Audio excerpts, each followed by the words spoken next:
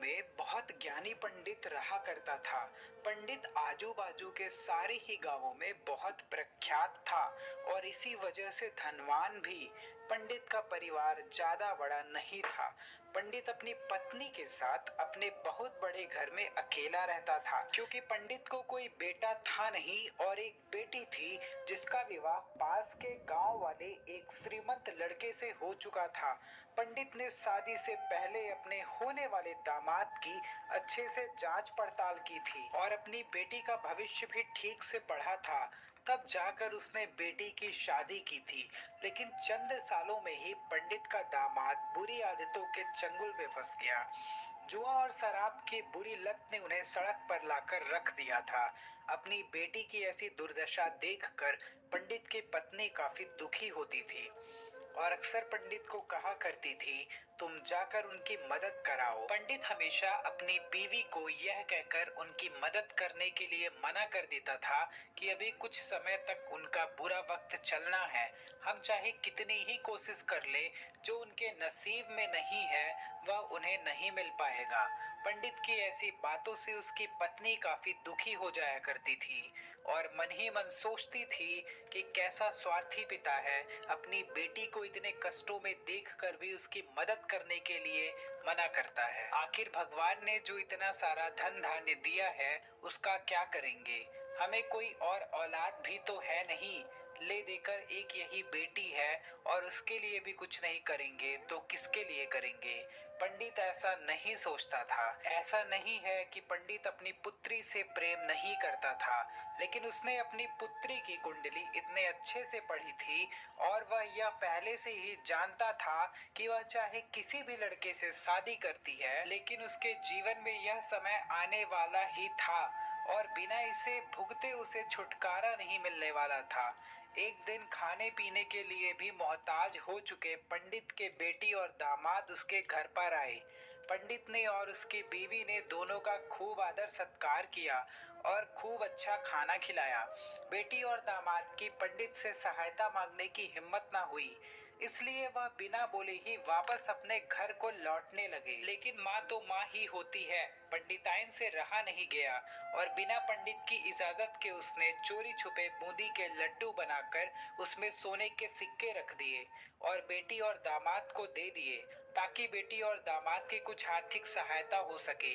पंडिताइन यह भी जान गई थी कि बेटी और दामाद शर्म के मारे उनसे मदद नहीं मांग रहे थे, इसलिए उसने बेटी और दामाद को भी लड्डुओं में छिपे सिक्कों के बारे में कुछ नहीं बताया। जाहिर सी बात है कि जब वो लोग घर पर जाकर लड्डू खाएंगे तो उन्हें उसमें सोने के सिक्के मिल जाएंगे। इस तरह बिना उनके मांगे ही उन तक मदद पहुंच जाएगी। सोचकर पंडिताइन मन ही मन अपने बेटी की मदद करने के लिए खुश होने लगी। पंडित के दामाद और बेटी उन दोनों का आशीर्वाद लेकर अपने घर के तरफ रवाना हो गए। उन दिनों गाड़ियां तो होती नहीं थी, घोड़ा गाड़ी या बैलगाड़ी ही चलती थी। पैसे ना होते तो और चीजों के लेन देन से भी व्यवहार होता था। बेटी और दामाद का गांव पंडित के घर से कोसों दूर था, फिर भी पैसों की कमी के चलते वह चलकर अपने गांव की तरफ निकल पड़े। थोड़े दूर ही चले थे कि पंडित की बेटी के पैर में मोच आ गई और अब उसको चलना भी मुश्किल हो गया।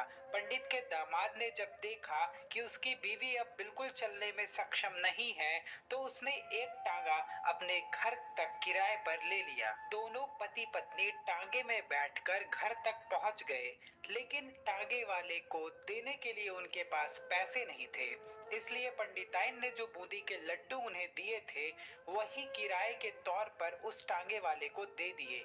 टांगे वाला बूंदी के लड्डू को लेकर वहां से चला गया। टांगे वाला अपने घर की तरफ जा रहा था, तब उसे एक हलवाई की दुकान दिखी। उसने सोचा कि थोड़े से बूंदी के लड्डुओं से मेरे घर के लोगों का पेट थोड़ी ना भरने वाला है, इससे अच्छा मैं इन बूंदी के लड्डुओं को बेचकर उनसे कुछ चावल खरीद लेता हूँ। टांगे वाले ने बूंदी के लड्डू हलवाई को बेच दिए। जिस गांव में वह हलवाई रहता था, उसी गांव में एक आदमी ने अपने घर पर पूजा रखी थी और उसी पंडित को उस पूजा के लिए बुलवाया था। पूजा में लगने वाले प्रसाद के लिए उस आदमी ने उसी हलवाई से बूंदी के लड्डू लिए जहां पर उस टांगे वाले ने बेचे थे। हलवाई ने भी उस आदमी को टांगे वाले से खरीदे हुए लड्डू ही पहले दिए, ताकि वह खराब न हो जाए, क्योंकि वह नहीं जानता था यह लड्डू कब बने हैं। पूजा खत्म होने पर दक्षिणा और बूंदी के लड्डू लेकर जब पंडित अपने घर आया और खाना खाने बैठा, तो प्रसाद में लाए बूंदी के लड्डू खाते वक्त लड्डू से सोने का सिक्का निकला। इस घटना को देखकर पंडिताइन की आंखों से आंसू बहने लगे। पंडित ने जब पंडिताइन से उसके रोने का कारण पूछा, तो पंडिताइन ने पंडित को सब कुछ बताया और पंडित से उनकी बातों पर भरोसा न करने के लिए माफी मांगी। पंडित ने पंडिताइन के आंसू पोंछे और कहा कि तुम्हारी तरह मैं भी हमारी बेटी को बहुत प्रेम करता हूँ, लेकिन अगर हम उसकी अब मदद करते हैं तो दामाद हमसे हमेशा ऐसे ही मदद की अपेक्षा रखेगा और अपनी बुरी आदतों को कभी नहीं छोड़ेगा। पंडिताइन भी अब पंडित की बातों से सहमत हो गई। 2-3 महीने बीत गए। पंडित के दामाद और बेटी फिर से एक बार उसके घर आए और इस बार उनकी परिस्थिति पहले से बेहतर थी, क्योंकि पिछली बार खाली हाथ जाने के बाद दामाद ने नया काम शुरू किया था और अपनी सारी बुरी आदतों को भी छोड़ दिया था। दोस्तों, नसीब का